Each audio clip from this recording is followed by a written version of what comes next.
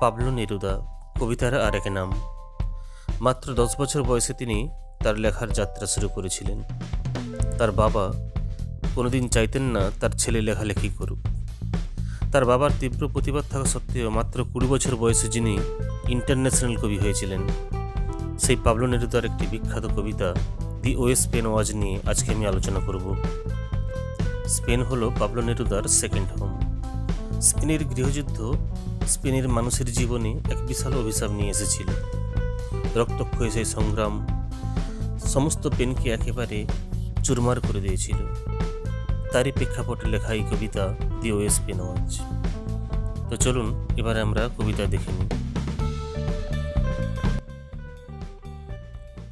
Pablo Neruda যে Chilean poet, chilli দেশের একজন কবি। 1904-এ যার জন্ম এবং 1973-তে যিনি মারা যান। His pen name is Ricardo Eliecer Neftali Reyes Basoalto. যার কাছ থেকে তিনি লেখালেখির অনুপ্রেরণা পেয়েছিলেন তিনি হলেন গ্যাব্রিয়েলা মিস্ট্রেল, একজন শিক্ষক। 1923 সালে যিনি তার কবিতার প্রথম ভলিউম প্রকাশ করেছিলেন, যা দেখার পর কলম্বিয়ার সেই বিখ্যাত লেখক গ্যাব্রিয়েল গার্সিয়া মার্কেজ মন্তব্য করেছিলেন নেরুদার প্রসঙ্গে, the greatest poet of 20th century in any language. যে কোনো ভাষার বিংশ শতাব্দীর সবচেয়ে বড় কবি হলেন Pablo Neruda. He is also the national poet of Chile. Chile দেশের একজন জাতীয় কবি। The poem the way Spain was is taken from the poetic collection third residence. Third residence থেকে এই কবিতা নেওয়া। The poem begins with the speaker describing how Spain is under a great deal of pressure during civil war. স্পেনের গৃহযুদ্ধের সময় স্পেনের মধ্যে কী অবস্থা হয়েছিল, কী চরম দুরবস্থা ঘটেছিল সেই স্পেনে, তারই বর্ণনা শুরু করা আছে এই কবিতার মধ্যে। Spain has been pushed to its limits and then pounded like a drum. Spain যতটা কষ্ট সহ্য করতে পারে ঠিক সেই পর্যায়ে পৌঁছে গিয়েছিল স্পেনের অবস্থা। যেমন একটি বাদ্যযন্ত্রের উপর অনবরত আঘাত করে সেখান থেকে মিউজিক আমরা বের করি, ঠিক সেইভাবে স্পেনের উপর অনবরত আঘাত এসেছিল গৃহযুদ্ধের সময়। Its heights and lows have been lashed by storms, that is civil war. প্রত্যেকটা জায়গা, স্পেনের এমন কোনো জায়গা নেই যে জায়গা এই স্পেনের গৃহযুদ্ধের প্রভাব থেকে বিরত ছিল। But Neruda still finds a great deal to love. তারপরেও কিন্তু স্পেনকে ভালোবাসার মতো জায়গা থেকেছে, এই কথা তিনি বলেছেন নেরুদা। He calls the beauty of the countryside, স্পেনের সেই সুন্দর গ্রামের দৃশ্য, and the poor people who live there, সেই সমস্ত গরিব বর্গ মানুষ যারা সেখানে বাস করে গ্রাম্য এলাকায়। He mourns over the losses the country suffer, তিনি বিলাপ করেছেন সেই হারিয়ে যাওয়া সেই কষ্টের দিনগুলো, যেভাবে মানুষ তখন কষ্ট পেয়েছিল এবং তারপর থেকে আস্তে আস্তে সেই স্পেন কীভাবে পরিবর্তন ঘটেছে। In the second half of the poem he speaks in greater detail on the duality of country. এই দেশের দ্বৈত অবস্থা নিয়ে তিনি বলেছেন, it is at the same time rough and smooth, একদিকে রাফ আবার একদিকে smooth. The wine a symbol for the resources the country has to offer is violent and delicate. অর্থাৎ এখানে যে ওয়াইনের কথা তিনি বলেছেন, যেটি একটি সিম্বল, সেটি একদিকে ভায়োলেন্ট আবার একদিকে delicate, causing good and bad events to befall the land. সেই সমস্ত ভালো এবং মন্দ যার সাক্ষী হয়ে রয়েছে এই দেশ, সেটা তিনি এখানে উল্লেখ করেছেন। The text ends with a hopeful message. এই কবিতা শেষ হয়েছে একটি আশার বাণী নিয়ে, অ্যাবাউট দ্য রিসাউন্ডিং গুডনেস, সেই সমস্ত ভালো ভালো জিনিস যেগুলো এখনও স্পেনের মধ্যে রয়েছে, স্পেনের গৃহযুদ্ধকে প্রতিহত করেও টিকে রয়েছে, সেই ব্যাপারটা নিয়ে। এরপর আমরা কবিতায় চলে আসব। Spain was a taut dry drum head, daily beating a dull থার্ড, flatlands and eagles nest, silence lashed by the storm. বাদ্যযন্ত্রের উপর যেমন চামড়া টান টান করা থাকে এবং তার উপর আমরা আঘাত হানি, সেখান থেকে মিউজিক নির্গত হয়, ঠিক সেইভাবেই স্পেনের উপর অনবরত আজ আঘাত আসছে, কারণ স্পেনের প্রতিটা জায়গায় আজ গৃহযুদ্ধ শুরু হয়ে গেছে। Flatlands and eagles nest silence lashed by the storm. সমভূমি বা পাখিদের বাসা যেরকম ঝড়ে তজনজ হয়ে যায়, ঠিক সেইভাবেই সিভিল ওয়ারের সেই স্টর্ম সারা স্পেনকে একেবারে চুরমার করে দিয়েছিল। কবিতার প্রথম 4 লাইনে আমি যা বললাম সেটাই এখানে ইংলিশে লেখা রয়েছে, তোমরা একটু দেখে নাও। এরপর আমি কবিতার সেকেন্ড পার্টে চলে যাব। How much to the point of weeping, কতবার কিভাবে আমার মন কেঁদে উঠেছে, গুমড়ে উঠেছে আমার মন স্পেনের জন্য। In my soul I love your hard soil, আমি তোমার মাটিকে ভালোবাসি। ইউর পোর ব্রেড, তোমার সেই খাদ্যাভ্যাসকে আমি ভালোবাসি। ইউর পোর পিপল, তোমার সেই গরিব বর্গ সাধারণ মানুষকে আমি ভালোবাসি। How much in the deep place of my being there is still the lost flower of your wrinkled villages motionless in time। এই যে শব্দগুলো আমরা দেখতে পাচ্ছি এখানে, হার্ড সয়েল, পোর ব্রেড, অ্যাকচুয়ালি এগুলো উল্লেখ করছে যে এগুলো ভালো খাদ্যশস্য বা ভালো কিছু উৎপন্ন করার মতো জায়গা নয়। এটা অ্যাকচুয়ালি এটা একটা মেটাফোর। অ্যাকচুয়ালি এটা উল্লেখ করতে চাচ্ছে স্পেনের সেই প্রবলেমগুলো, যে প্রবলেমগুলো ডিউরিং সোশ্যাল সিভিল ওয়ারের সময় যেটা চলছিল, সেই প্রবলেমগুলোকে এখানে উল্লেখ করতে চাচ্ছে। রিঙ্কেল শব্দটা এখানে ইউজ করা হয়েছে স্পেনের গৃহযুদ্ধের ফলে সেই সমস্ত দোমড়ানো মুজড়ানো সেই সমস্ত গ্রামগুলোর যে চিত্র, সেই চিত্রকে উল্লেখ করার জন্য। স্পেনের স্বাভাবিক জীবন আজ থমকে গিয়েছে এই গৃহযুদ্ধের ফলে।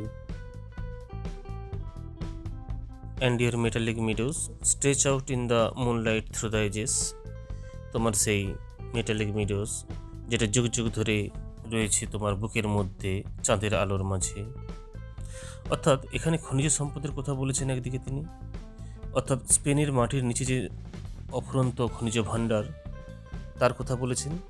অথবা এই দুটো বৈপরীত্য শব্দের মধ্যে, অর্থাৎ মেটালিক এবং মিডোজ, মিডোজ মানে তিন ক্ষেত্রে, মেটালিক মানে ধাতব ব্যাপার, তো দুটো বিপরীতধর্মী শব্দ ইউজ করার মধ্য দিয়ে তিনি এখানে উল্লেখ করতে চাচ্ছেন স্পেনের ডিউরিং দ্য সিভিল ওয়ারের সময় স্পেনের যে কঠিন যে অবস্থা সেটাকে তিনি এখানে উল্লেখ করতে চেয়েছেন।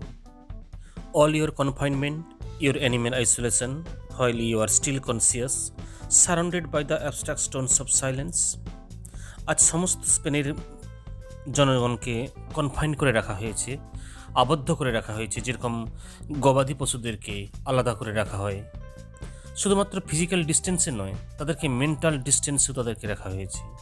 অর্থাৎ তাদের মধ্যে যে বিদ্রোহ, স্পেনের মানুষের মনের মধ্যে যে আগুন, যে বিদ্রোহ, তাকে দমিয়ে রাখার জন্য। অ্যাকচুয়ালি এই জিনিসটা বুঝতে গেলে আমাদেরকে একটু পেছনে যেতে হবে। স্পেনের গৃহযুদ্ধের কারণটা কি সেটা জানতে হবে আমাদেরকে। একদিকে চার্চ আর মিলিটারি পাওয়ার, অপরদিকে রিপাবলিক সাপোর্টার্স। চার্চ এবং মিলিটারি পাওয়ার তারা চেষ্টা করেছিল রিপাবলিক সাপোর্টার্স যারা, তাদেরকে ভেঙে চৌচির করে দিতে, তাদের সংঘবদ্ধ একক প্রচেষ্টাকে ভেঙে দিতে। তাই তাদেরকে শুধুমাত্র ফিজিক্যাল ডিস্টেন্সে নয়, মানসিক ডিস্টেন্সেও রাখা হয়েছিল। প্রত্যেকটি মানুষকে অ্যারেস্ট করে, গৃহবন্দী করে, যেন এক নীরবতার মধ্যে তারা আজকে বিরাজ করছে। চারিদিকে স্টোনস অফ সাইলেন্স, অর্থাৎ যে ওয়াল, সেই ওয়ালটা হচ্ছে নীরবতার ওয়াল, তার মধ্যে আজকে সবাই সীমাবদ্ধ থেকেছে। কিন্তু তারা কিন্তু সজ্ঞানে রয়েছে, কারণ এই পাবলো নেরুদা বলছেন যেহেতু এই সমস্ত মানুষগুলো কনসিয়াসনেসে রয়েছে, তাই যে কোনো মুহূর্তে তারা কিন্তু ভেঙে বেরিয়ে আসতে পারে সে নীরবতা। Your rough wine, your smooth wine, your violent and dangerous vineyards. একটু আগে আমি যেটা বললাম যে এখানে দু ধরনের ওয়াইনের কথা বলা হচ্ছে, একটা হচ্ছে রাফ ওয়াইন, একটা হচ্ছে স্মুথ ওয়াইন। রাফ ওয়াইন হচ্ছে এখানে রাফ ওয়াইন হচ্ছে এখানে চার্চ এবং মিলিটারি পাওয়ার, আর স্মুথ ওয়াইন হচ্ছে এখানে republic supporters. Your violent and dangerous vineyards, actually এখানে যেটা পাবলো নেরুদা বলতে চাইছেন যে কোনো মুহূর্তে কিন্তু চেঞ্জ পসিবল, যে কোনো মুহূর্তে পরিবর্তন আসবে। The conscious people of Spain can change everything. যেহেতু তারা আজকে সরকারি দমনপীড়ন নীতির মধ্যে রয়েছে, তাদেরকে কনফাইনমেন্ট করে রাখা হয়েছে, বাট তারা কিন্তু সজ্ঞানে রয়েছে। They can change everything. He continues on to describe what the isolation is like. It is not a physical isolation as much as it is a mental or emotional one. মানসিকভাবে শারীরিকভাবে তাদেরকে আলাদা আলাদা করে দেওয়া হয়েছে যারা রিপাবলিক সাপোর্টার্স তাদেরকে। There is an abstract wall made of stones of silence. আমি একটু আগেই বলেছি একটা সীমানার মধ্যে তাদেরকে, একটা নীরবতার প্রাচীরের মধ্যে তাদেরকে রাখা হয়েছে, যারা যাতে যাতে করে তারা একে অপরের সাথে কন্ট্যাক্ট করতে না পারে, যোগাযোগ করতে না পারে।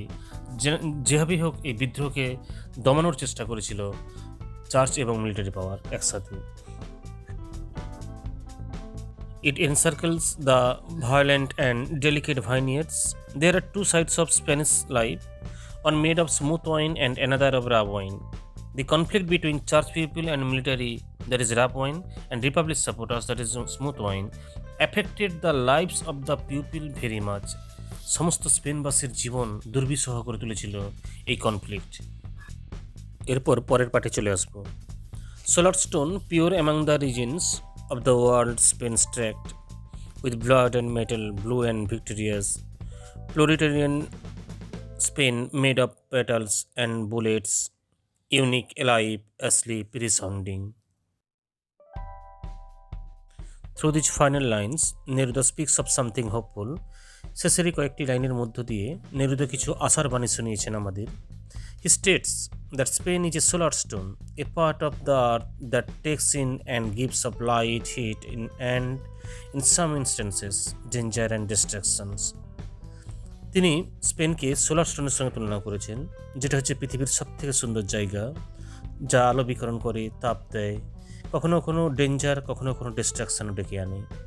Spain is pure compared to other places on earth, but still it is tracked with blood and metal.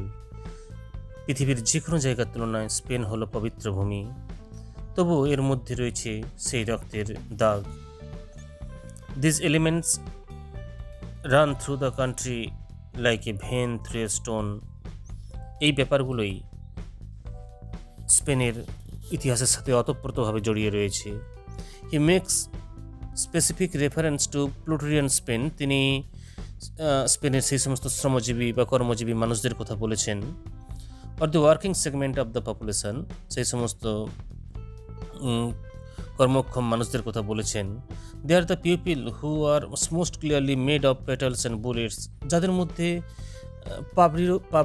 ফুলের পাপড়ি এবং বুলেট দুইয়েরই সহাবস্থান রয়েছে। অর্থাৎ তারা যেমন শান্তভাবে জীবনযাপন করতে তারা পারে, প্রয়োজনে তারা অস্ত্রও হাতে তুলে নিতে পারে। এটাই তিনি উল্লেখ করেছেন এখানে। পাবলো নেরুদা স্পেনের মানুষের মনের মধ্যে যে উদ্যমতা, তাদের মনের মধ্যে যে স্পিরিট, এটাকে তিনি উল্লেখ করার চেষ্টা করেছেন এখানে। তারা সহজ সরল জীবনযাপনে তারা বিশ্বাসী, তারা সুন্দর প্রকৃতির মধ্যে তারা খেটে খাওয়া মানুষ, তারা একেবারে মাটির কাছাকাছি তারা মানুষ, কিন্তু প্রয়োজনে পরিবর্তনের দরকার পড়লে তারা কিন্তু অস্ত্র হাতে তুলে নিতে পারে। The last line leaves the reader with some hope. Last line কিছুটা আশার কথা শোনে আমাদের। Neruda states that Spain is a country that is unique, alive, asleep, resounding. Spain হলো অনন্য, স্পেন হলো জীবন্ত, কখনো সে সুপ্ত, আবার কখনো সে আলোড়ন সৃষ্টি করতে পারে। It's beauty and general goodness radiate from the land. স্পেনের সমস্ত প্রাকৃতিক সৌন্দর্য, তার সমস্ত মহত্ব, তার সব কিছু বিচ্ছরিত হয় স্পেনের ভূমি থেকে। It is this that Pablo Neruda wants to remember and set into history more than anything else. এটাই তিনি বারবার বলতে চেষ্টা করেছেন তার কবিতার মধ্যে। Thank you very much for watching this video. For more videos, please subscribe my channel. Thank you.